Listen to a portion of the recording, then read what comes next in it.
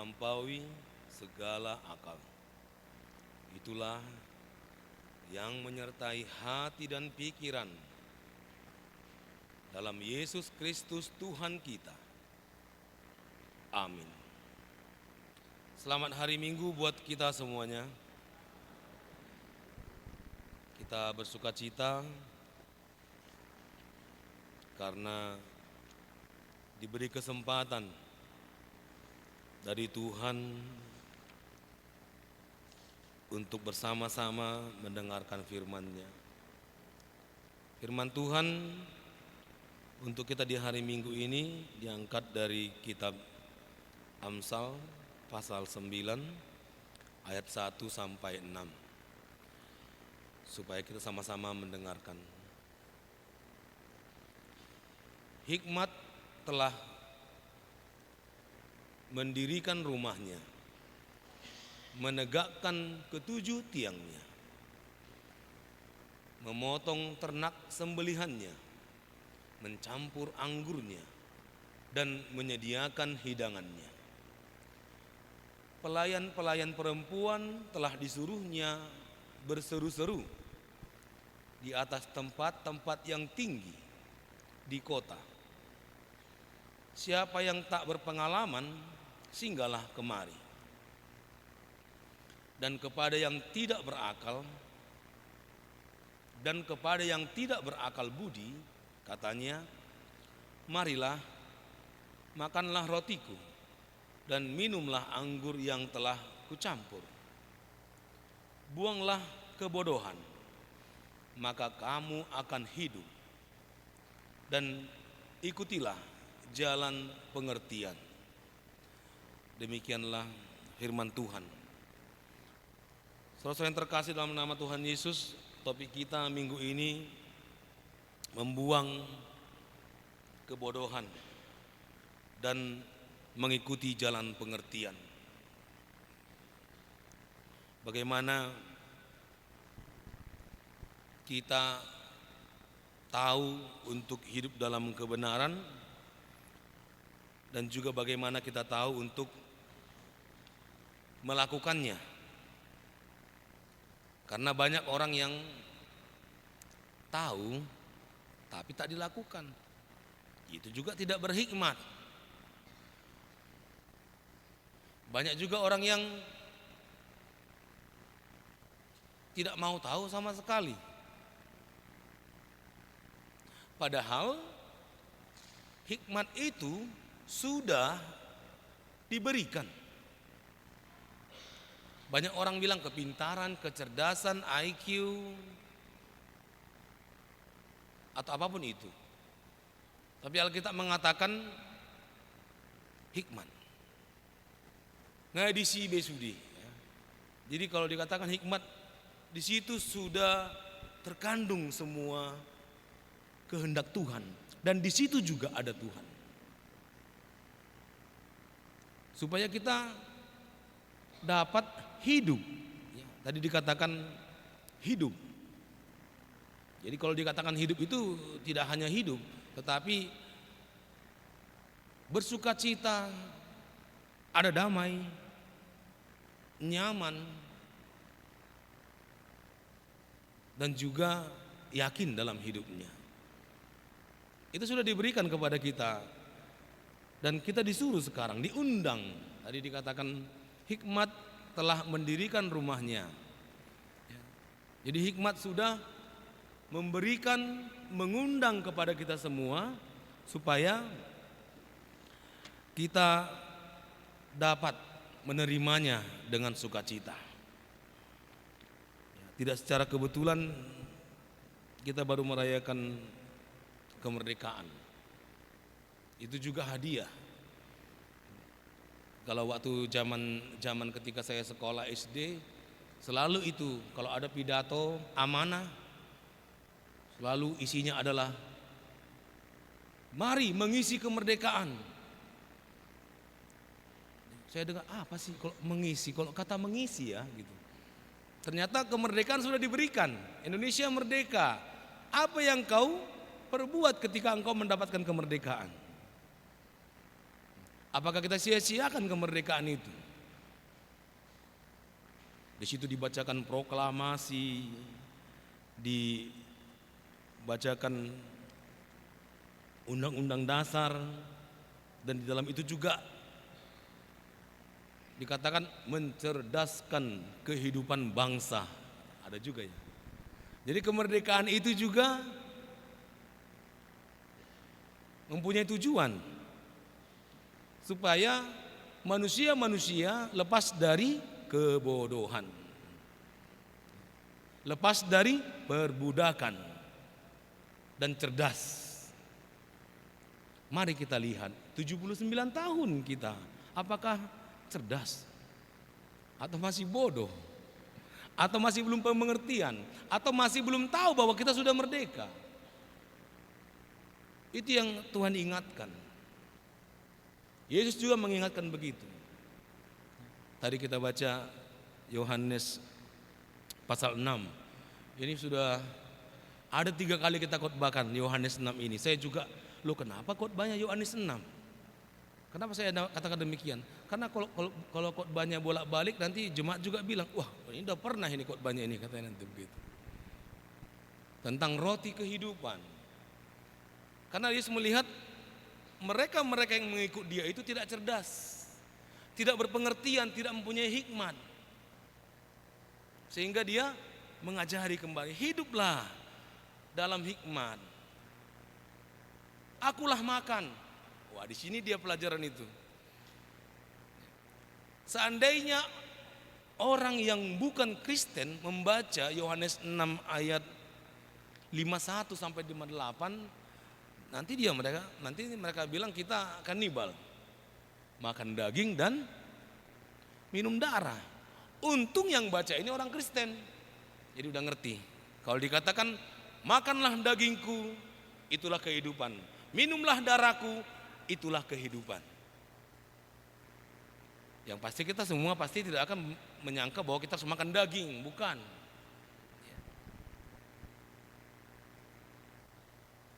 Yang Tuhan inginkan sama seperti engkau lapar, kalau tidak makan roti atau makan nasi, begitulah engkau lapar kalau kau tidak menerima firman Tuhan.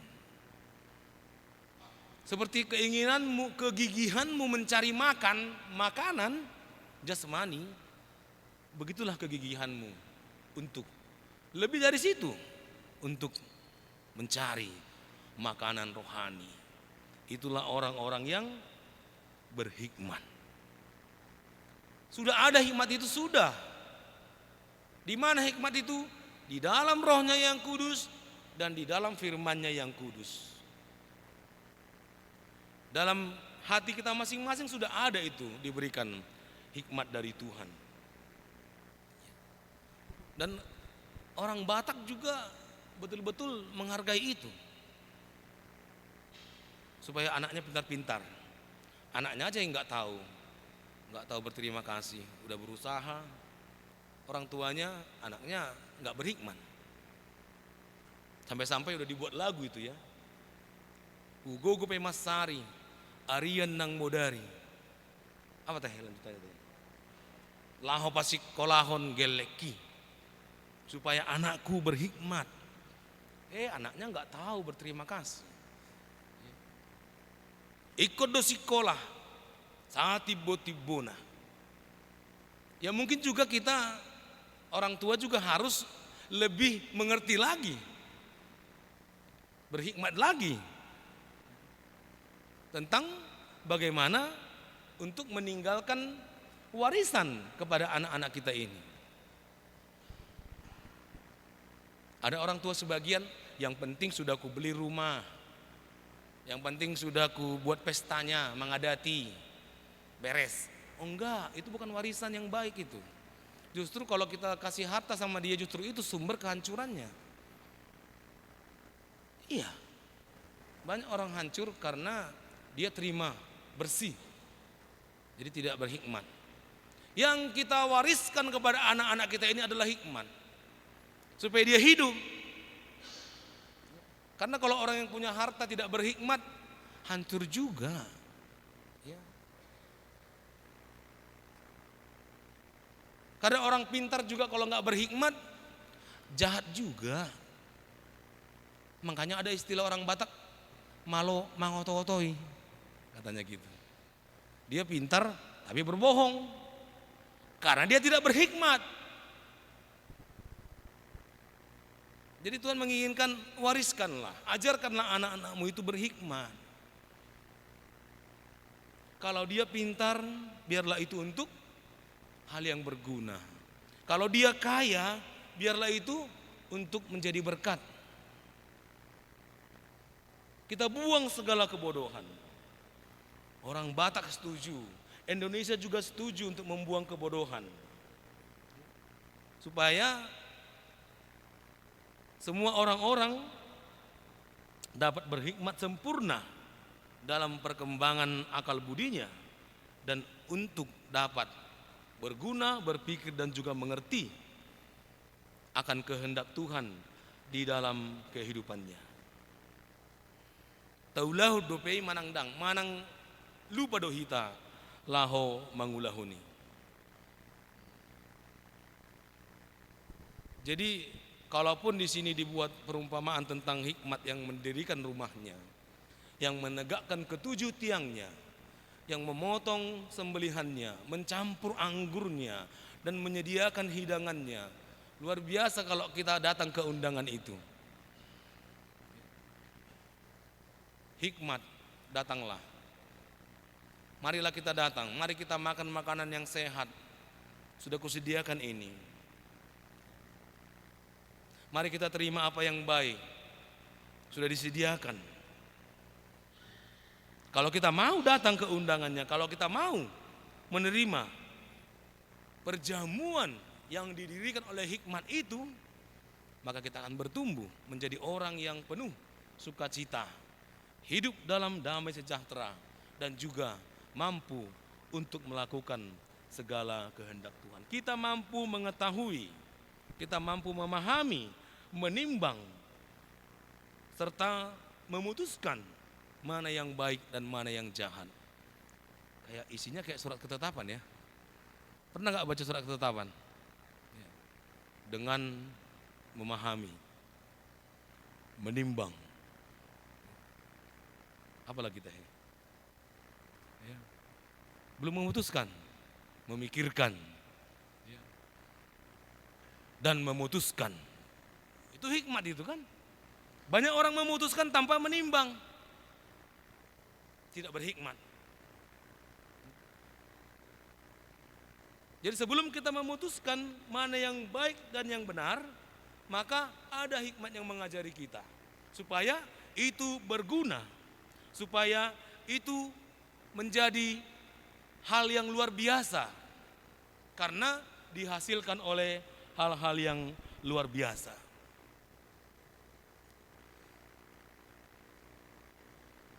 Orang-orang yang berhikmat juga orang-orang yang luar biasa. Orang yang lebih berwibawa daripada orang yang kuat. Orang yang berpengetahuan lebih berwibawa daripada orang yang tegap dan yang kuat. Lihat saja itu para pemimpin bangsa itu ya. Para pemimpin bangsa nggak ada yang tegap-tegap. Biasa-biasa aja. Presiden kita juga langsingnya. Gak ada yang tegap, gak ada yang bagaimana. Karena mempunyai hikmat. Itu lebih baik. Itu lebih mengajari manusia untuk mampu menjadi orang-orang yang berguna karena mereka menghargai hikmat itu. Amsal juga mengajari demikian. Amsal 16 ayat 16, hikmat itu lebih berharga dari emas. Hikmat itu harta yang mulia yang harus kita dapatkan. Karena dia mengajari kita untuk melakukan segala sesuatunya dengan baik. Saya pernah lihat teman saya juga terkejut. Umur kami sama-sama 17 waktu itu. Tapi dia saya lihat tidak bisa melakukan apa-apa. Kok saya bilang bodoh? Enggak. Enggak bodoh orangnya. Buktinya tamat SMA. Tapi tidak mempunyai akal budi dan mungkin tidak mau belajar. Jadi itu kan kelihatan bagaimana orang yang berhikmat, bagaimana orang yang tidak berhikmat, yang tidak menerima pengajaran yang benar, yang tidak dipersiapkan untuk menghadapi berbagai macam tantangan. Banyak tantangan yang harus dihadapi dengan hikmat, sehingga itu menjadi peluang, sehingga itu menjadi berkat. Paulus juga melihat demikian. Paulus adalah orang yang paling menderita, ditolak, dilecehkan, tidak diterima. Tapi justru dalam penderitaan itu dia bisa menghibur orang lain.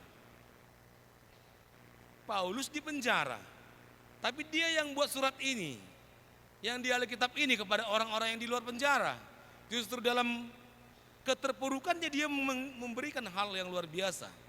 Itulah orang-orang yang berhikmat. Hari ini kita diajak kembali. Hari ini hikmat mengundang kembali kita yang telah lupa akan berharganya hikmat dan juga pengertian itu. Hikmat telah menyediakan makanan yang baik dan juga memberi sukacita dan juga memberi pengertian. Apakah kita mau datang ke perjamuannya, makan dan minum? Sama seperti yang Yesus katakan kepada kita, kepada murid-muridnya. Akulah roti kehidupan. Akulah hikmat. Makanlah, maka kamu akan sehat. Makanlah, maka kamu akan bersukacita. Makanlah, maka kamu akan beroleh pengertian. Dari mana kita bisa makan Yesus? Yesus adalah firman yang menjadi manusia, logos. Yesus sama dengan firman. Yesus adalah firman yang hidup. Alkitab juga firman, sama seperti Yesus yang menjadi manusia. Itulah yang kita makan dan juga yang kita minum. Makanlah firman Tuhan itu. Minumlah. Jadi kalau kamu haus, jangan hanya minum air putih. Minumlah firman Tuhan juga. Kalau kamu lapar, bagaimana kamu lapar terhadap makanan, begitu juga kamu lapar kalau kau tidak mendengarkan firman Tuhan. Jangan sampai kita tidak memperdulikannya. Karena apa? Karena kebodohan itu membuat orang tidak sehat. Karena kebodohan membuat orang tidak bersuka cita. Bagaimana orang bisa bersuka cita? Kalau firman Tuhan mengatakan orang yang mendua hati tidak tenang dalam hidupnya. Kan orang-orang bodoh sering mendua hati. Ya, contohnya ke gereja, pergi enggak, enggak. Kan gitu kan? Karena begitu ya, ya enggak tenang dong. Pas dia bilang pergi, contohnya ke pertanian ya, pergi. Tapi hujan, enggak. Nah, jadi enggak lagi gitu loh. Itu tidak berhikmat namanya. Tidak tenang. Bodoh katanya gitu. Tidak sehat. Berpikir tidak sehat. Perasaannya juga tidak sehat. Itulah orang-orang yang tidak memperdulikan hikmat. Oleh karena itu, hikmat harus kita miliki supaya kita mampu untuk melakukan kehendak Tuhan. Supaya kita mampu untuk membuang kebodohan, menjauhi segala kejahatan. Jadi kalau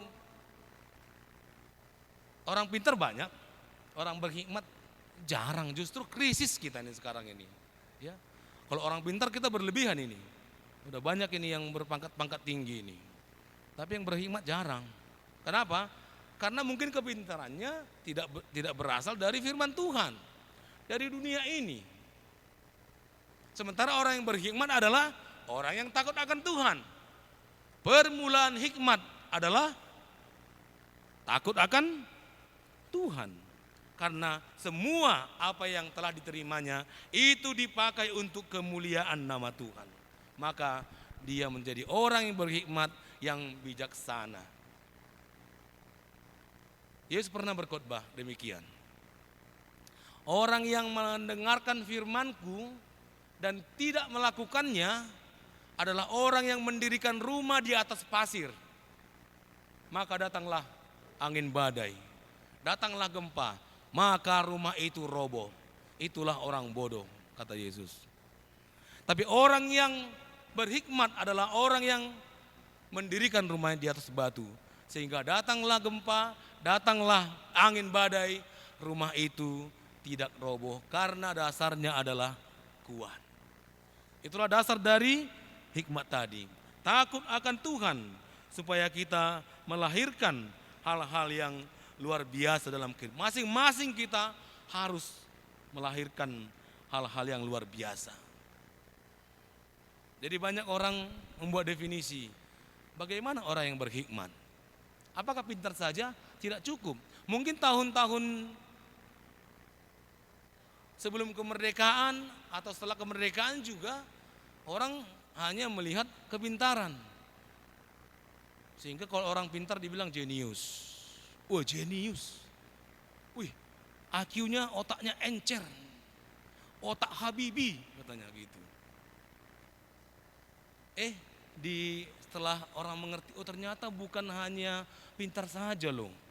Ada yang perlu lagi loh katanya. Apa itu? Karena begini, karena ada orang pintar tapi berbuat jahat. Ada orang jadi hacker. Dia pintar ilmu teknologi tapi untuk mencuri. Jadi apa yang penting? Ternyata penting juga itu pengendalian diri katanya. Ada orang pintar yang gak bisa mengendalikan dirinya? Banyak. Berarti perlu juga emosional question. Artinya nilai dari emosinya. Makanya ada pendidikan moral Pancasila ya. Oh ternyata satu lagi juga perlu katanya gitu. Ada orang pintar, dia bisa mengendalikan diri, tapi dia tidak tahu mana yang baik dan yang benar. Karena dia mungkin dasarnya bukan firman Tuhan. Oh berarti orang yang pintar itu adalah orang yang IQ-nya bagus, EQ-nya bagus, dan SQ-nya bagus. Apa itu SQ? Spiritualnya bagus. Yang tiga ini sudah cukup lah. Jadi dia pintar, dia waras, kan gitu kan, nggak ada gila-gilanya. Ada orang pintar ada gila-gilanya, itu yang IQ-nya kurang itu, yang EQ-nya juga kurang. Tapi dia orang yang melakukan yang baik kepada manusia. Jadi itu bertumbuh. Dari mana kita dapatkan itu? Dari firman Tuhan. Kalau kita mau memakan dan meminumnya setiap hari. Kalau Anda 3 kali makan sehari, berapa kali kita baca firman Tuhan? Kalau 3 kali berarti seimbang ya, bagus juga sih. Kalau bisa lebih dari situ, sama seperti engkau lapar dan minum dan haus, begitulah kita merindukan hikmat ini. Supaya kita mencarinya dan mewariskannya kepada anak-anak kita. Supaya kita mewariskan hal yang baik, mewariskan hikmat yang menjadi modal untuk masa depan mereka. Kalau yang lain mungkin akan dikalahkan oleh dunia ini, tapi kalau orang berhikmat tidak akan dikalahkan oleh dunia ini. Karena itu berasal dari Sang Pencipta, dari Allah, dari Tuhan Yesus Kristus dan Roh Kudus yang menemani kita sampai selama-lamanya. Itulah yang Yesus katakan, orang yang memakan roti, orang yang memakan dagingku dan darahku adalah orang yang hidup dan dia tidak akan mati. Ya, benar. Karena kita bersama dengan Roh-Nya yang menemani kita sampai selama-lamanya. Marilah kita mencari hikmat, marilah kita memakan hikmat itu, dan marilah kita bersukacita menerima hadiah dari Tuhan yang sehat, yang berguna, yang membuat kita damai dan bersuka cita. Amin. Kita berdoa. Ya Allah Bapa kami yang di surga, terima kasih segala rencana-Mu dalam kehidupan kami. Engkau memberikan anak-Mu Yesus Kristus, firman yang menjadi daging, yang berhikmat, supaya kami berhikmat. Begitu juga Tuhan, firman-Mu yang telah kami dengar, hikmat mengundang kami untuk makan dan minum yang sehat dan yang berguna, membawa damai dan sukacita. Ingatkan kami Tuhan, agar kami selalu hidup dalam hikmat yang Kau berikan itu. Sertai Tuhan juga hamba-hamba-Mu. Engkau Tuhan yang memberikan Roh-Mu yang mengajari untuk melakukan segala kehendak-Mu juga. Dan seluruh jemaat-Mu, ajari kami juga Tuhan untuk mewariskan hikmat kepada anak-anak-Mu, generasi gereja-Mu yang menjadi masa depan mereka nantinya untuk hidup dalam kehendak-Mu saja, untuk melawan kekuatan dunia ini. Ya Tuhan, kepadamu kami serahkan segala pengharapan dan juga segala permohonan kami. Kiranya Tuhan, Engkau yang tetap memberikannya, menyempurnakannya, agar kami hidup dalam sukacita-Mu. Begitu juga Tuhan seluruh program dan rencana kerja di gereja-Mu. Engkau Tuhan yang memberkati, agar itu membawa sukacita senantiasa, menjadi kemuliaan bagi nama-Mu. Kepadamu kami serahkan Tuhan hidup kami, hanya dalam nama Yesus Kristus, sumber hikmat, roti kehidupan dalam hidup kami. Kami berdoa. Amin. Kita bernyanyi sambil mengumpulkan persembahan dan juga persembahan khusus untuk sarana dan prasarana gereja kita.